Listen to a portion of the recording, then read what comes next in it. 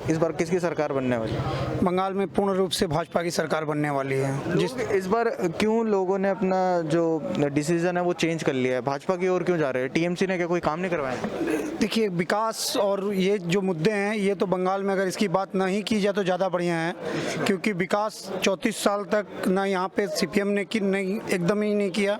उसके बाद उसी चीज़ को आगे बढ़ाया तृणमूल कांग्रेस ने।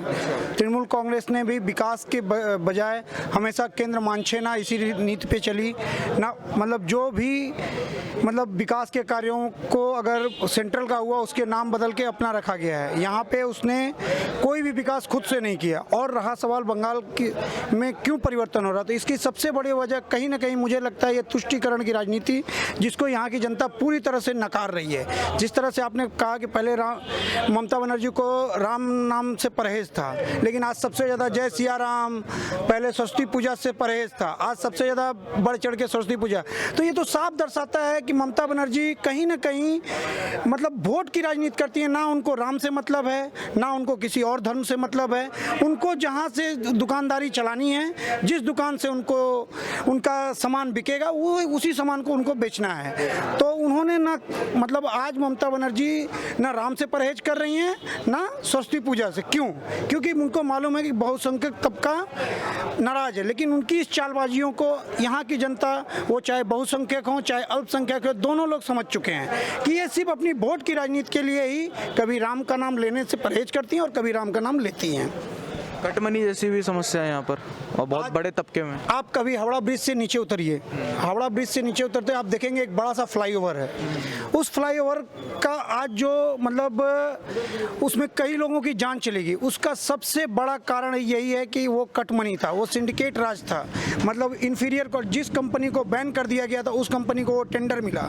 उसके बाद सिंडिकेट राज में सबसे बड़ी चीज़ क्या होती है, जितना घटिया सामान होता है एक सिंडिकेट के तौर पे लेना पड़ता है। और आज देखिए कि जितनी भी फैक्ट्रियां हैं, कितने लोग हैं ना बंगाल में, आज भी निवेश का ना होने का सबसे बड़ा कारण है ये सिंडिकेट राज।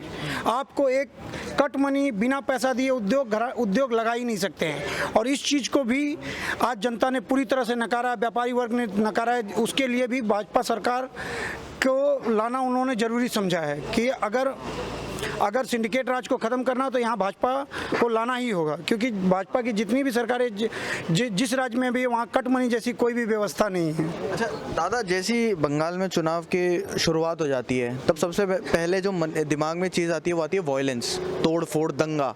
क्या लगता है इस वाले चुनाव में ऐसी चीज़ें होंगी? जी देखिए, ये एक कल्चर बना दिया है कम्युनिस्ट ने कि बंगाल में चुनाव मतलब हिंसा। उसी चीज़ को आगे बढ़ाया तृणमूल कांग्रेस ने। तृणमूल कांग्रेस ने भी हिंसा को मतलब उससे 10 गुना आगे बढ़ाया। और इस चुनाव में भी, जबकि इस चुनाव में जनता पूरी तरह जागरूक है, उस हिंसा का जवाब देने के लिए उनको मालूम है अपने मताधिकार का कि उस मताधिकार का क्या ताकत है।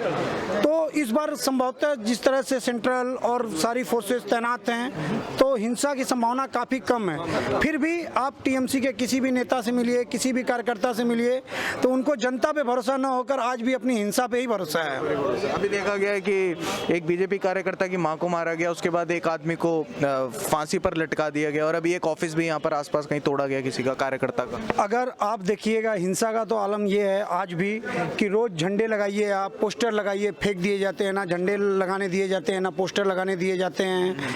और काफ़ी बढ़ चढ़ के मतलब आज भी हम बता रहे भाजपा कार्यकर्ता जो भी है, एक विपरीत परिस्थितियों में भी काफ़ी हिम्मत के साथ डटा हुआ है और काम कर रहा है। क्योंकि टीएमसी ने आज भी वही बात है कि एक डर का माहौल बनाने की पूरी तरह कोशिश की है। आपको डर लगता है क्या इस माहौल में? कभी-कभी जी भय तो नहीं लगता है, लेकिन कभी कहीं ना कहीं ये सब देख के एक अजीब सी मन में आती है कि आज एक लोकतंत्र है, टीएमसी हो चाहे भाजपा, हमारी विचारधाराएं अलग हैं, हमें इसी देश का निर्माण करना है। तो हमें मतलब अपनी विचारधाराओं को जनता के आगे रखना चाहिए, और जिस विचारधारा को जनता पसंद करेगी उस विचारधारा की सरकार आएगी, न कि किसके हाथ बाहुबल में कितना दम है। हम लोग तो कोई पाकिस्तान से आए नहीं हैं जिस तरह से, या चाइना से आए नहीं हैं कि हमें लड़ के कुछ लेना है। ये तो एक विचारधारा है कि मेरी विचारधारा ये, इससे देश तरक्की करेगा, उनकी विचारधारा अलग है। लेकिन आप टीएमसी के किसी भी नेता से, किसी भी कार्यकर्ता से पूछिए कि उनकी विचारधारा क्या है, तो वो शायद असमर्थ होंगे, क्योंकि आज तक तो मैं एक विपक्षी पार्टी है, रूलिंग पार्टी है, हमने उनकी कोई विचारधारा नहीं सुनी। वही कभी राम के नाम से परहेज, कभी राम नाम को अपनाना, बस ये इसी के इर्द गिर्द तृणमूल की पूरी राजनीति चल रही है। खेला होगा इस बार, खेला तो शेष हो गए, क्योंकि अब विकास हो गए एकदम।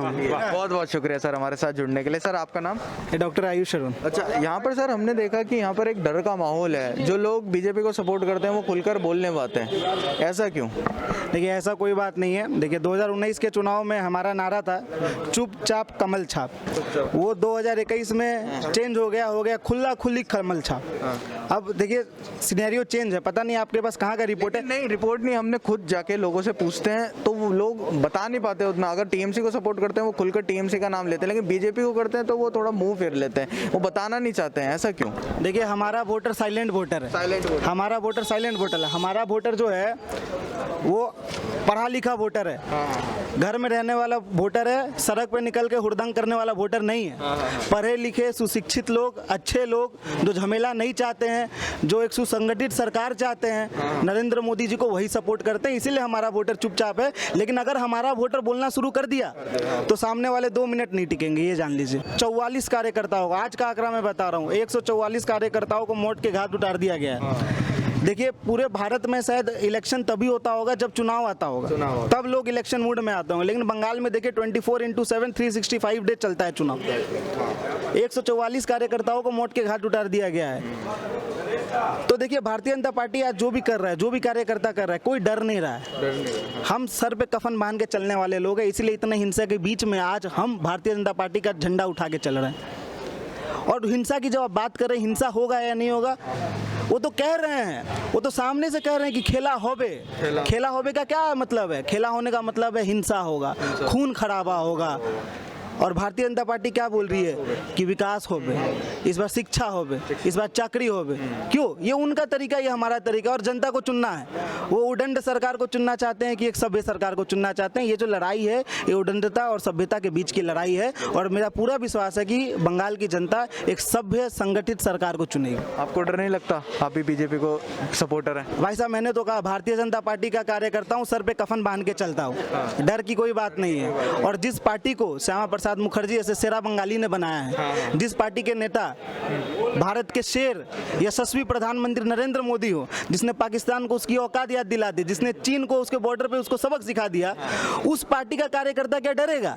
कभी नहीं डरेगा। हमें किसी चीज का डर नहीं है। ममता बनर्जी क्या, हम शी जिनपिंग को संभाल लेंगे। टूरिस्ट की सरकार बोला जा रहा है ममता बनर्जी द्वारा, बार बार लगातार टूरिस्ट बाहरी सरकार ऐसा बोल बोल के कहीं ना कहीं लोगों का जो ब्रेन वॉश करने का जो काम है वो ममता बनर्जी ने किया है, उस पर आप क्या कहें? मतलब आप कहते हैं कि ममता बनर्जी हमें बहिरागत कह रही हैं, बाहर वाले कह रही हैं, बाहर वाले कह रहे हैं, बीजेपी बाहर की सरकार। आप मेरे को बताइए, जो 500 करोड़ दे के जो बिहार से भाई साहब प्रशांत किशोर को उठा के लाई हैं, वो बाहरी हैं कि वो भीतरी हैं? पहला बात, अगर वो बाहरी नहीं है तो हम सब यहाँ बाहरी नहीं है। दूसरी बात, भारत के बिहार या उत्तर प्रदेश से आए हुए लोग बाहरी हो गए हैं, तो क्या बांग्लादेश से आए हुए जो हैं वो उनके मौसेरे भाई हैं क्या? इसका जवाब दे दे वो। तीसरी बात, जो भाईपो साहब हैं, भाईपो साहब की जो अर्धांगिनी है वो तो खुद थाईलैंड से आई हैं। तो आप बताइए बाहरी हम हैं या बाहरी वो हैं?